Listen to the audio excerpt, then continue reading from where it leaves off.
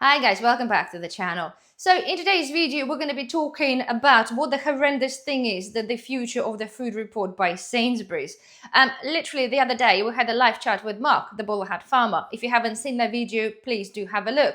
It is a little bit of an eye-opener for some people. We basically discussed what's currently happening in our food industry, how the government and everybody else trying to eradicate farming, and at the same time, how generally the food that we're currently consuming, it's sabotaged with things that we don't want and many other things like that. So basically, we're talking about the food and the way the whole industry is going. So, of course, after that video, some of you commented that you haven't heard about the Sainsbury's report, and somebody suggested that I did a little digging. I was going to do this long time ago, but I haven't really had the chance. So it was quite a fitting timing to do this after we had the little chat. So I'm going to keep this video really brief, right? Because the report is rather large, but it is very much eye-opening. And it's really scary that people that are behind that actually envisage what they are putting in this report as a good thing. And they think that we are people really want that. But just hold that thought, right? So let's just go. I've got this here. I've got some quotes as well. So I'm going to be referring to my phone. So, right, so basically, okay, so the report was created by Sainsbury's in 2019. So it's been a few years. It's basically because it was their 150th anniversary. So they basically done a report of what their food might look like in 2025, 2050, and even as far as 2069. So if saying this report is not a promise, but this is their vision where they think is going to be happening because we people want that, right? So, okay. Hear me. It's honestly, guys, it is absolutely horrendous. So one of the most striking ideas, it's the concept of food ID. Forget your normal digital ID. This is another level. So the report suggests that in the future, every person, right, could have a unique digital identity that tracks your diet, your health, or even your preferences. With that, food could be tailored specifically to you. Right, so basically, right, again, the quote, the uniform mass production and marketing will have fallen out of favor and food will be highly tailored to each individual customer.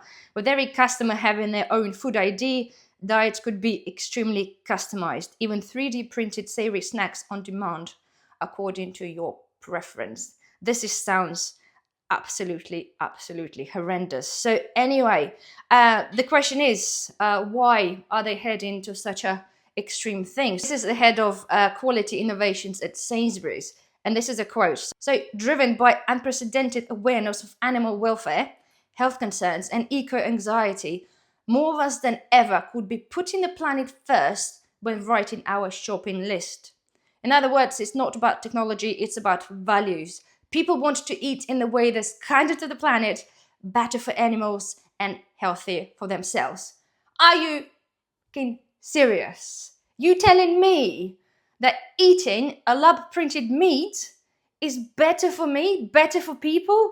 Just consider this, right? We're talking about the whole food idea as well. They don't know everything about us anyway, they would do, right? But the whole point of it's AI on unprecedented scale. I don't want to eat a 3D printed meat. I don't want to buy a kit, print my own thing at home, because again, this is something covered in the report. I want a healthy fruits and vegetables that people grow themselves. I want a real meat, be it in a smaller quantities. I want real food, right? Real food, true food. How those people can think that we are, as people, want to consume that and think is a good idea, considering how much of the backlash currently happening with the idea of digital ID. This is just your digital ID like a passport, not to know your food ID, where everything could be tailored to your needs. I don't know anybody, right, that would want to eat a lab-printed meat. Maybe give it a test, try test, see how it goes generally. But I don't know anybody who would want to consider changing their diet that drastically to consume meat. I much rather, can I actually call this meat? It will be just a printed protein. I much rather don't eat this at all and just consume my fruits, vegetables, beans, pulses, that sort of thing, than resort to eating that. Anyway, right, further on. So the report even imagined the future where traditional farms and slaughterhouses could be replaced with cultivation farms. So producing meat in the vats and then assembling it with 3D printing systems. Supermarkets might sell lab meat kits alongside your regular groceries, so you could grow and prepare your own meat at home. Just Think about it for a minute. So you go to the supermarket and you pick up some vegetables, and then you have this selection of what, petri dishes or something with a little bit of animal protein there, or made animal protein, and then you take it home and you have your 3D printer on the kitchen counter, and then you print your own meat for dinner.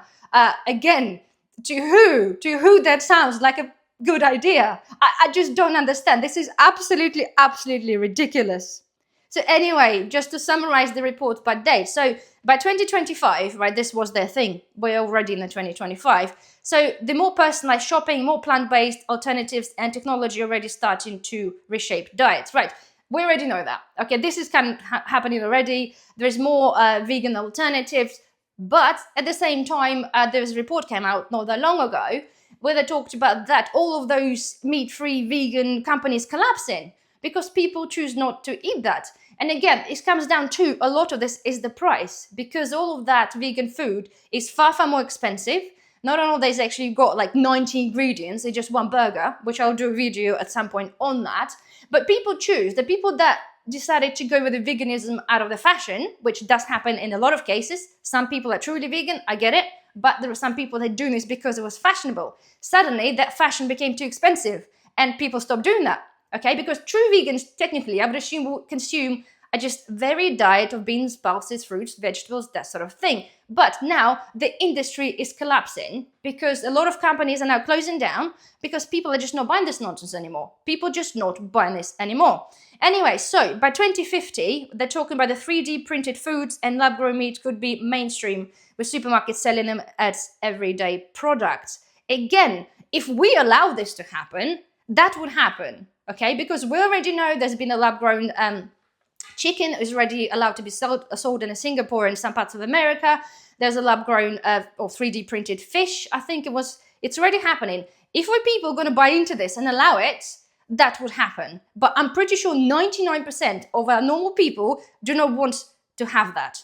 And anyway, so by 2069, this is, again, their prediction and beyond, so entirely new food system with a digital biometrics and AI-driven diets tailored to each individual. So this is what they, the thing they talked about with the food ID and that sort of thing. So this is by 2069. Again, just think about this for the minute. I cannot technically even comprehend that those people think that this is a good idea. And this is we as a people going to be, enjoying that kind of diet. And as I said one more time, guys, this is not something that it's like planned, but this is the report of where they see things are going. And of course, we know if you sort of tuned into the channel and they know the whole agenda, what they want us, with the food. We know they don't want us to eat healthy, wholesome food. They want us to eat rubbish that pumped with the pesticides, pumped with God knows what, forever chemicals, forever plastics, and then obviously gets you to the point where you, or they make you think it's a really good idea to eat lab-grown meat. Because of course already we covered that Mr. Billy Goat Gates already invented the maggot milk, which is made from larvae. I already have a CO2 butter that also he's invented, and many other things. So basically every single part, okay, of our foods, wholesome, healthy foods, already been replaced and a backstage by people. Okay, by people, I mean, the powers of be. Every single part.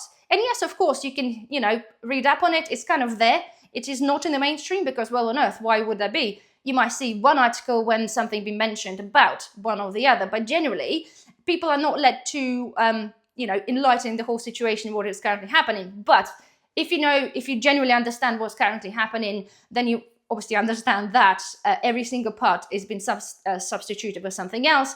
And the whole idea, they don't want us to eat normal foods, they want us to eat rubbish, processed foods, and in time, lab-grown and 3D printed meat.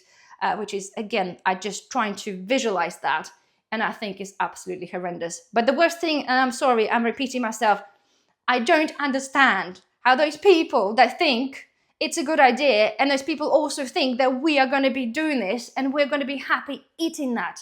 I don't think so. Please, guys, please comment down below if you think you'd be potentially, swayed towards having a 3D printer in the kitchen and printing your own T-bone, on demand with your specific flavors. There are somewhere inbuilt in your phone linked to your food ID. Please do let me down below. Anyway, guys, that's that for the video. I just wanted to bring this out to your attention. As I said, some of you asked, and it was rather fitting following in our video. Well, otherwise, guys, well, thank you very much for watching. Please don't forget, spread the news, thumbs up, subscribe if you're not a subscriber, and I shall see you in the next video. Bye-bye.